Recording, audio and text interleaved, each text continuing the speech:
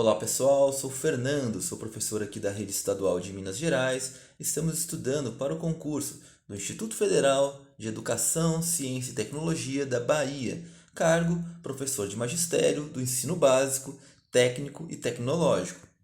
Vamos seguir o edital de acordo com o anexo 1, conteúdo programático da prova objetiva,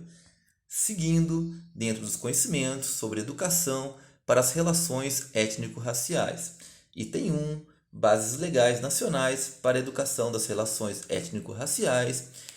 os principais conceitos, princípios e características.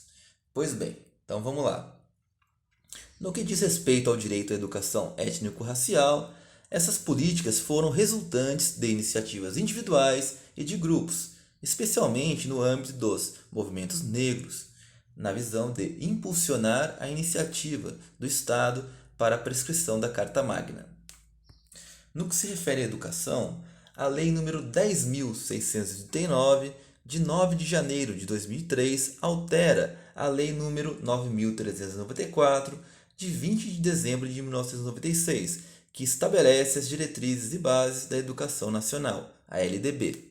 para incluir no currículo oficial da rede de ensino a obrigatoriedade da temática História e Cultura Africana e Afro-Brasileira. A Lei 10.639 marcou uma conquista histórica do movimento negro em todo o território nacional, relacionada à política de ações afirmativas. Mais tarde, em 2008, foi sancionada a Lei 11.645 de 2008, para incluir no currículo oficial da rede de ensino a obrigatoriedade da temática História e Cultura Afro-Brasileira, incluindo agora a indígena, ok? O processo de implementação da Lei 10.639 perpassa a campo das relações étnico-raciais brasileiras, construído historicamente por relações de poder, no qual a raça se configura como aspecto determinante nas relações culturais, políticas, sociais e econômicas. Para que os processos pedagógicos alcancem os objetivos da referida lei, é necessário, no contexto escolar, o entendimento dos conceitos de raça e etnia. Segundo o parecer do Conselho Nacional de Educação 3 de 2004, é importante destacar que se entende por raça a construção social forjada nas tensas relações entre brancos e negros, muitas vezes simuladas como harmoniosas, nada tendo a ver com o conceito biológico de raça cunhado no século XVIII e hoje sobejamente superado. Ok? O conceito de raça determinava durante muito tempo nas relações sociais brasileiras os aspectos físicos de uma pessoa, enfatizando a ideia de raças superiores e inferiores utilizadas pela ciência do século XIX. No entanto, o movimento negro ressignificou o termo raça, utilizando-o com um sentido político e de reconhecimento da tradição africana, conforme Gomes. Vamos para a citação do Gomes. O conceito de raça é adotado nessa perspectiva com um significado político e identitário, construído com base na análise do tipo de racismo que existe no contexto brasileiro, as suas formas de superação e considerando a dimensão histórica e cultural a que esse processo complexo nos remete. Sendo assim, as raças passam a ser consideradas construções sociais, políticas e culturais, marcadas pelas relações de poder ao longo do processo histórico. É nas relações sociais que as diferenças são percebidas e hierarquizadas, e essas relações determinam o lugar social de cada um na sociedade brasileira. Na década de 1930, a ideia de democracia racial infelizmente ganha força no Brasil, com a obra Casagrande e Senzala do sociólogo Gilberto Freire, que enfatizava um convívio harmônico entre brancos, negros e indígenas. No entanto, a Frente Negra Brasileira, FNB, surgiu em São Paulo nos anos de 1930 e teve filiais por todo o interior do estado paulista e em outras capitais, como Salvador, Porto Alegre e Recife. Os ativistas negros denunciavam a situação vivenciada pela população negra, que, Por um lado, não havia recebido qualquer tipo de auxílio do Estado brasileiro no pós-abolição, e de outro, era preterida no mercado de trabalho, já que os empregadores privilegiavam imigrantes europeus para os postos de trabalho disponíveis. Mesmo assim, o imaginário de democracia racial tomava cada vez mais força e começava a significar sinônimo de Brasil. Assim, após a Segunda Guerra Mundial, surge o campo da investigação sociológica que buscava a relação entre raça e classe. Uma série de pesquisas conhecidas como o Ciclo de Estudos da Unesco entre 1953 e 1956 foi responsável por oportunizar a profissionalização e a institucionalização das ciências sociais brasileiras, além de, cientificamente, comprovar as denúncias da existência de racismo e preconceito racial no Brasil. Já as pesquisas que surgiram no final da década de 1970 enfatizavam que as questões de classe não são prioritárias para justificar as enormes desigualdades entre brancos e negros. Segundo o sociólogo Carlos Rassenbaum, no seu estudo Discriminação e Desigualdade Raciais no Brasil, delimita a mudança de enfoque em relação ao tratamento do problema racial brasileiro. O autor tira a ênfase do legado do escravismo como explicação das relações raciais hoje e aponta o racismo e a discriminação pós-abolição como causadores principais da subordinação social dos negros. Ao deixar de lado os estudos pioneiros do chamado Projeto Unesco e os trabalhos da chamada Escola Paulista de Relações Sociais, com os nomes Florestan Fernandes, Fernando Henrique Cardoso e Otávio Ianni, a tradição de pesquisa desenvolvida nos últimos 30 anos dá forte sustentação à ideia de que os brasileiros negros estão expostos às desvantagens cumulativas ao longo das fases do ciclo de vida individual e que essas desvantagens são transmitidas de uma geração para outra. Nesse contexto, como afirma Gomes, 2005, o conceito de etnia ganha força para identificar que os grupos humanos não são marcados por características biológicas, mas por processos históricos e culturais. O termo étnico-racial apresenta as questões relacionadas tanto às características físicas como às características políticas e identitárias da população negra brasileira.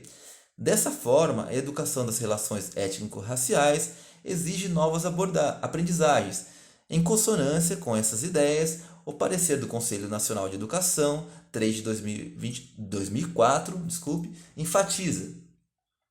para reeducar as relações étnico-raciais no Brasil, é necessário fazer emergir as dores e medos que têm sido gerados. É preciso entender que o sucesso de uns tem um preço da marginalização e da desigualdade impostas a outros.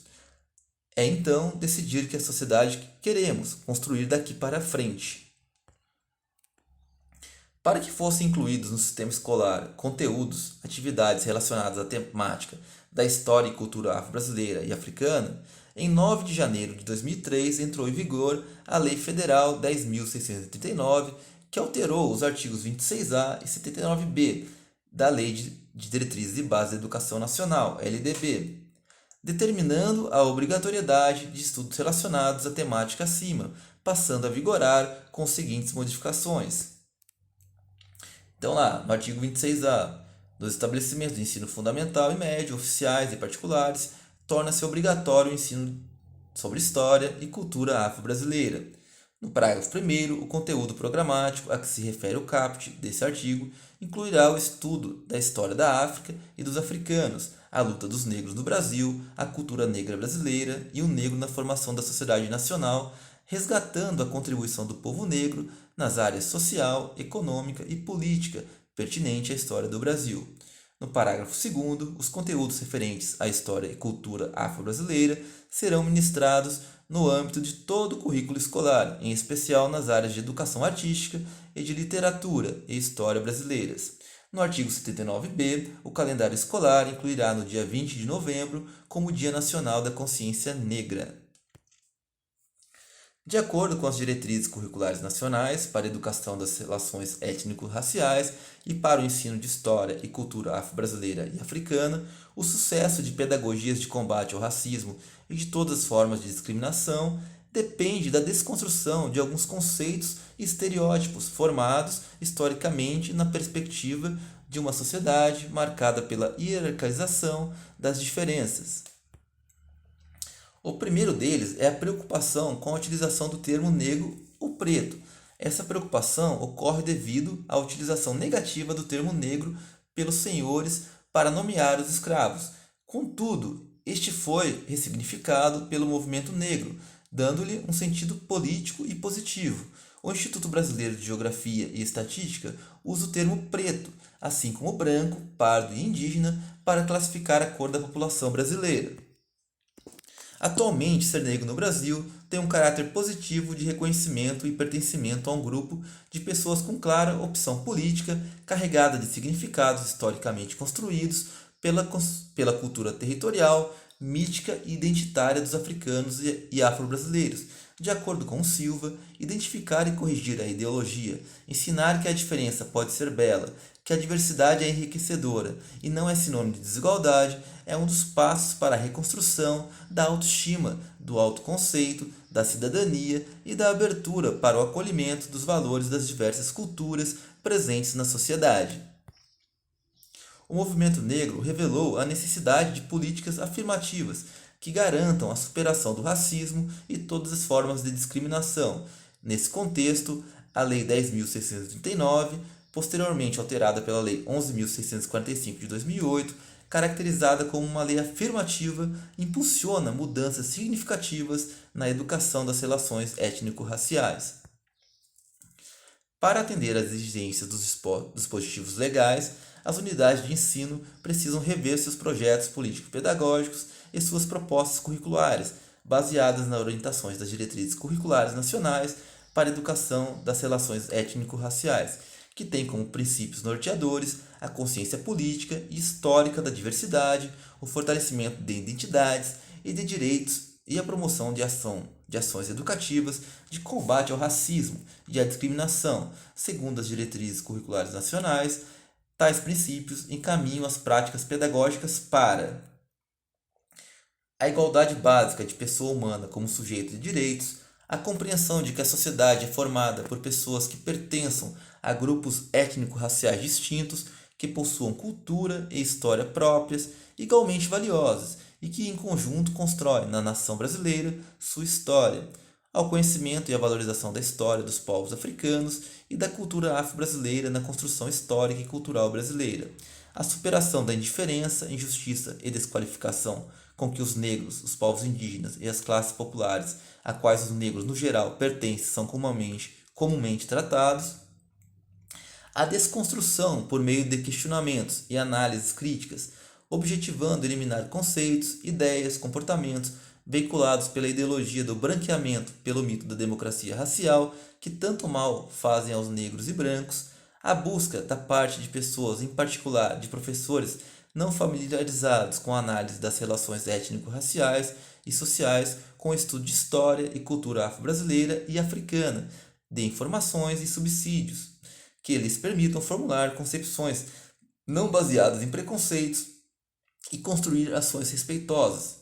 Ao diálogo, via fundamental para o entendimento entre diferentes, com a finalidade de negociações tendo em vista objetivos comuns, visando uma sociedade justa. Ao desencadeamento de processos de afirmação de identidades de historicidade negada ou distorcida. Ao rompimento com imagens negativas forjadas por diferentes meios de comunicação contra os negros e os povos indígenas, aos esclarecimentos a respeito dos equívocos quanto a uma identidade humana universal, ao combate à privação e violação de direitos, à ampliação do acesso à informação sobre a diversidade da nação brasileira e sobre a recriação das identidades provocada por relações étnico-raciais, às excelentes condições de formação e de instrução que precisam ser oferecidas nos diferentes níveis e modalidades de ensino em todos os estabelecimentos, inclusive os localizados nas chamadas periferias urbanas e nas zonas rurais. Pois bem, pessoal, já partindo para a parte final Dessa forma, é importante pensar a educação, o conhecimento, a escola, o currículo, a serviço de um projeto de sociedade democrática, justa e igualitária, um ideal de sociedade que avança na cultura política, social e pedagógica. Diante do ideal de construir a sociedade, é necessário superar toda a prática e toda a cultura seletiva, excludente, segregadora e classificatória na organização do conhecimento, dos tempos e espaços, dos agrupamentos dos educandos e também na organização do convívio e do trabalho dos educadores e dos educandos.